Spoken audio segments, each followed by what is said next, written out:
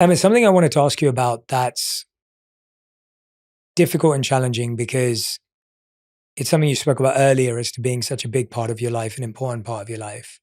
But recently, there's been so many conversations and comments directly from J.K. Rowling, whether it's her saying she'd never forgive you for your views, or the fact that when she was asked what ruins the movies for her, she named yourself and some of your co-stars. And I imagine that's an extremely difficult thing when you've been a part of someone's world, when you've felt connected to their work, and then for it now to kind of be a full 180, and for someone to publicly say these things that can be quite or extremely hurtful, actually.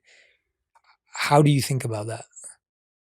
I really don't believe that by having had that experience and holding the love and support and views that I have mean that I can't and don't treasure Joe and the person that I had personal experiences with. I will never believe that one negates the other, and that my experience of that person I don't get to keep and cherish. To come back to our earlier thing, I just don't think these things are either or. I think it's my deepest wish that I hope people who don't agree with my opinion will love me, and I hope I can keep loving people who I don't necessarily share the same opinion with. And I think that's a very, very important way for me that I need to be able to move through life. I just really, to circle back around, I really do believe in having conversations, and that those are really important, and that I don't know. I guess where I've landed is it's not so much what we say or what we believe, but very often how we say it that's really important. And that's really frustrating and not what you want to hear when you're really angry and upset with someone. But I don't know. I just see this world right now where we seem to be giving permission for this kind of like throwing out of people, or that people are disposable. And I just think I will always think that's wrong. I just believe that no one's disposable. And everyone, as far as possible, whatever the conversation is, should and can be treated with, at the very least, dignity and respect.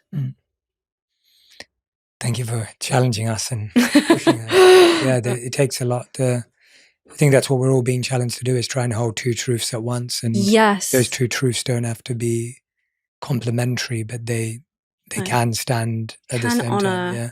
I think the thing I'm most upset about is that a conversation was never made possible. So you remain open for that dialogue. Yeah, and I always will. I believe in that. I believe in that completely. I believe in that completely. I just don't. I just don't want to say anything that like continues to weaponize a really like toxic debate and conversation, which is maybe why I don't. Well, it is why I don't comment or like continue to comment. Yeah. Not because I don't care about her or about the issue, but because the way that the conversation is being had feels really painful to me.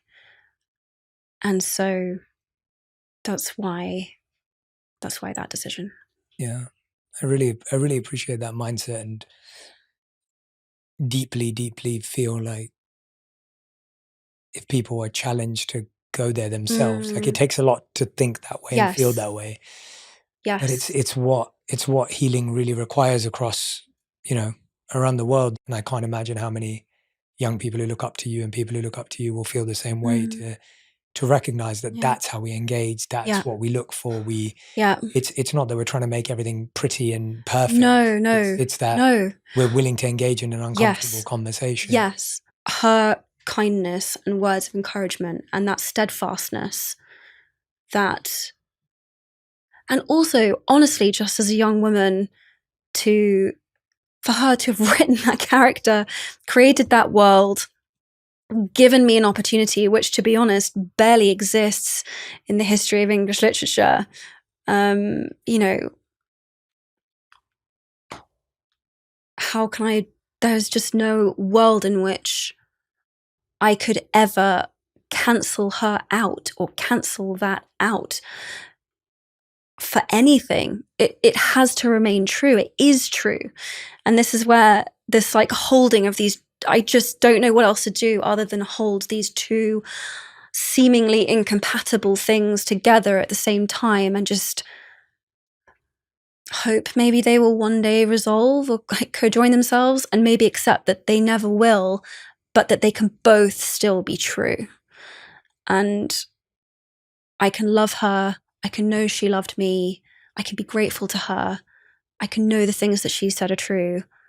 And there can be this whole other thing. And my job feels like to just hold all of it. But the bigger thing is just what she's done will never be taken away from me. Thanks for saying such a powerful example. Thank you. That beautiful F. Scott Fitzgerald quote that the sign of a first-rate intelligence is the ability to hold two opposing ideas at the same time and still retain the ability to function.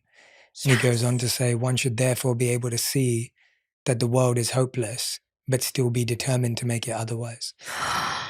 And it's like, that's F. Scott Fitzgerald said that. Yeah, wow, he ran deeper than I knew. Yeah, it's F. Scott. Wow, that's no one incredible. ever quotes that second part. That's incredible. Yeah, it's one of my favorites. Wow, well done you for remembering that second part. Wow, you've made me like Fitzgerald a lot. I mean, I liked him. Don't get me wrong. Like, to me, it's one of my favorite ideas. That's so good. Yeah, it's so good. That's so good. Yeah, Emma, for someone who has tried to stay out of the public eye, you've still been vocal about causes you believe in, things that you stand for. Yes. And that always seems to get attention and reaction. Mm-hmm. And so when you shared online your solidarity for Palestine, the former Israeli UN ambassador, Danny Danon, called you an anti-Semite, and his tweet said, 10 points from Gryffindor for being an anti-Semite. Mm-hmm. What goes through your mind when you see that? This happened a few years ago now. Yeah. I think what concerned me at the time was the way that label was being used. And I think even now I see that playing out where people don't feel like they can talk about what's happening safely. This duality created where we don't seem able to care about the victims of terrorism and care about the genocide that's happening in Palestine at the same time. And both things have to be allowed to be true. You have to be allowed to care about 50,000 civilians dying, 17,000 of which are children, and care deeply about the victims of this awful terrorist attack. So I appreciate you sharing that. And yeah, it seems like that belief system you have in yes and this and together, it kind of runs through so many areas of your life. Yeah. It personal and beyond. Yes. I think that's true. I think that's true. I hope that you've been able to share the parts of yourself and the version of yourself that you wanted to and intended to. I hope so. I feel very hot and I feel very hot, and I feel a little bit like is this room even real? Like, is this like a Godard play where we're like in some sort of existential room that doesn't exist In a second, anymore? all the walls are going to drop. Honestly, I feel a little bit like that. But as long as this was real and these 4 walls are actually here, then yes, I do feel that way. And I've done everything I can in a context that's still, I can still see cameras and lights, and I know there's a person behind me, but I feel to the extent to which I can humanly do that, I've shown up for myself and for you in a way, and the invitation that this podcast is and the work that you do in the world. I've answered that invitation. So I feel good about that.